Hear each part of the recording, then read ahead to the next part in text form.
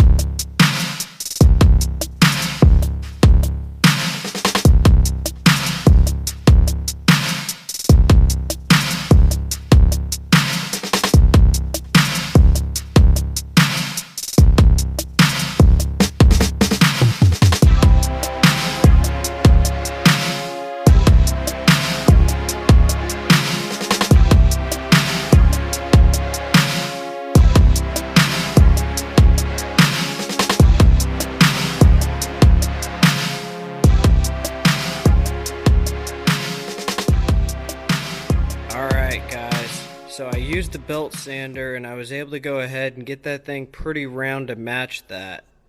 And then I already painted it, and I just used the heat gun to dry it real quick. It doesn't need to be anything fancy. So I'm going to try to hold you guys in one hand here while we try to feed the ignition switch through with the other. Let's see. Toss those keys. We don't need those right this second. Alright. Alright.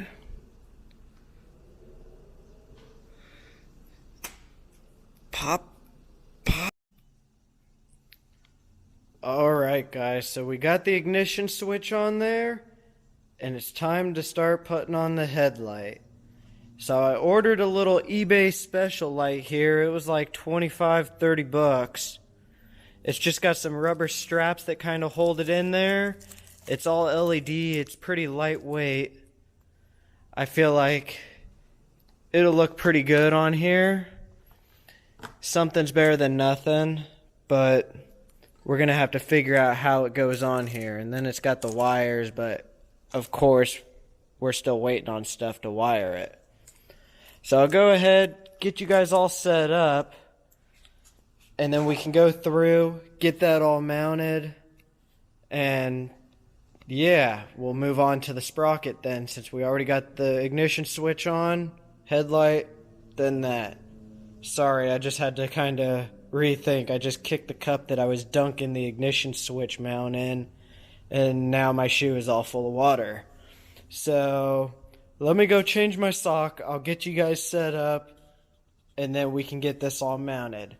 So let's keep going.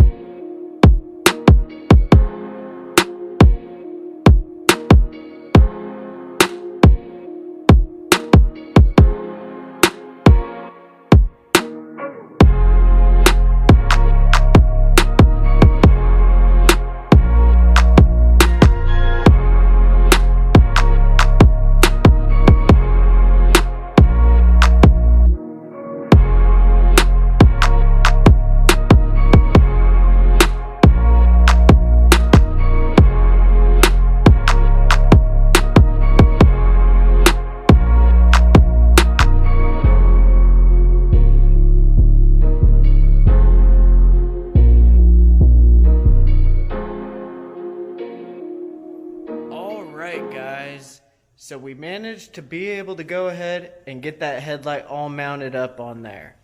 Now it didn't come with any instructions, so I did it the way that made sense to me. I think that's how it's supposed to go. It was a real pain to get those little rubber, little nipple dudes through the little hole. The hole was way smaller than those guys. I had to put some soap and water on them and then push them through with some needle nose pliers. Really stab them, you know? And we managed to get them through there, so that's a plus. It looks okay on there. The lens isn't cracked. It's still got a film over the lens. I figure I'll leave that on there until we're ready. Then we'll peel it off. Just don't have to worry about scratches that way. So now I'll go ahead, get you guys set back up. We'll get the front sprocket on this thing. And then from there, maybe I'll give you a little update on the trike. We're still waiting on some parts there. I was hoping to start building the intake this episode, but I never made it around to be able to go and get some metal to be able to build the intake out of. So I still got to do that. And I got a trip coming up, so who knows. But I'll get you guys set up. We'll get the sprocket on there, do a little update, and then call it a wrap on on this episode. So with all that being said, let's keep going.